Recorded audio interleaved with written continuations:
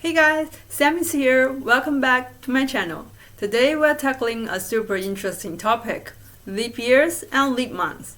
Honestly, I was surprised someone asked me about this since I'm definitely not a scientist. But hey, challenge accepted. In this video, I'll break down why the leap years and leap months, and how leap months work in the traditional Chinese calendar, and whether China officially uses the traditional calendar today. Let's go! So why is there a leap year in Gregorian calendar? So see, Earth's orbit takes about this many days, and our calendar has 365 days. So without leap years, season will just drift away. Imagine Christmas in summer. Christmas in summer, you said? We've already celebrated Christmas in summer in Australia. That's another story. Then why is there a leap month in Chinese calendar? So there are 29.5 days in a lunar month, so there will only be 354 days in a year.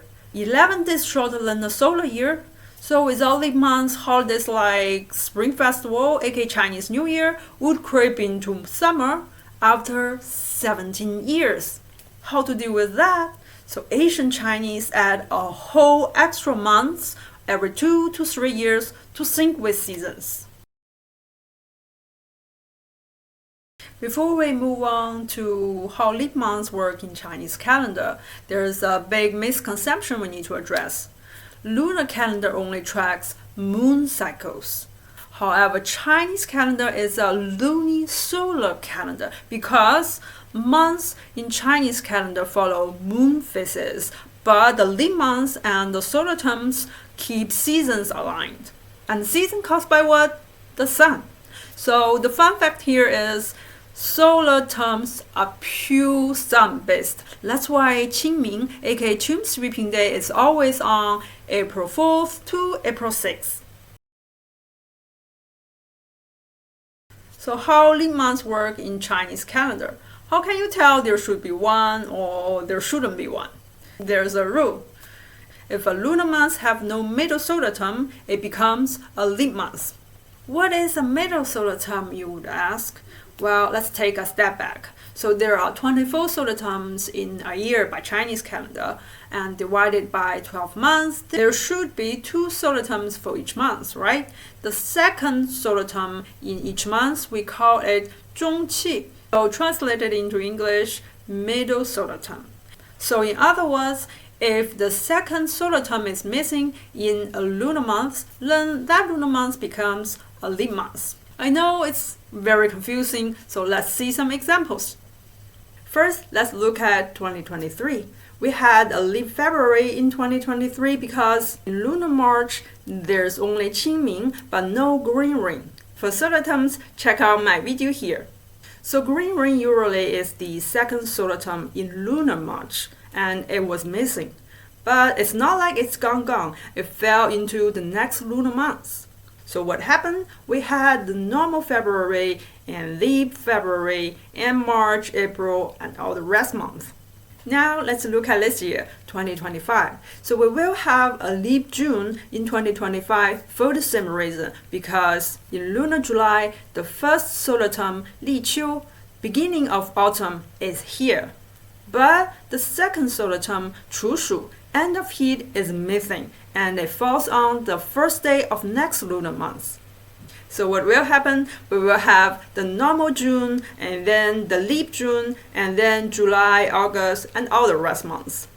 Whenever there's a leap month, there will be 30 months in a year by Chinese calendar, with a total of 383 to 384 days. Then you say, so how many days exactly? Well, I don't know myself, I don't do the calculation. Then who does it? Well, we have the institution. China's Purple Mountain Observatory does all the crazy math for us. Officially? No, we use Gregorian calendar, like January the 1st is the New Year. So we have 2 New Years in China, but I think many countries have 2 New Years. No, but Chinese calendar still matters for like traditional festivals like Spring Festival, aka Chinese New Year, the Tomb Sweeping Day, Dragon Boat Festival, etc. And also for farming, there are still some farmers will check solar terms for farming, planting, and we also use it for birthday. But that is for, older generation. I don't even know my birthday in Chinese calendar. I know there are so many new concepts for you in this video, so if you live with these three things, you will master the topic. First, Chinese calendar is a luni-solar hybrid. It's not pure lunar. And second, we only use it for traditions, not for daily life. And third, no one does the math themselves. Thanks to the astronomers at Purple Mountain. Hope this helps. If you are now 10% less confused about the leap months, I've done my job. And you know what? With all this complex calendar calculation, I'm glad the god in the Journey to the West didn't need to deal with the leap month.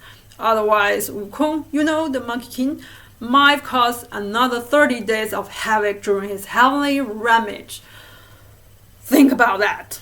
Speaking of which, do you know we have our own Game of Thrones, Lord of Rings, and Journey to the West is only one of them? Check this one out. You won't regret. That's all for today. See you next time.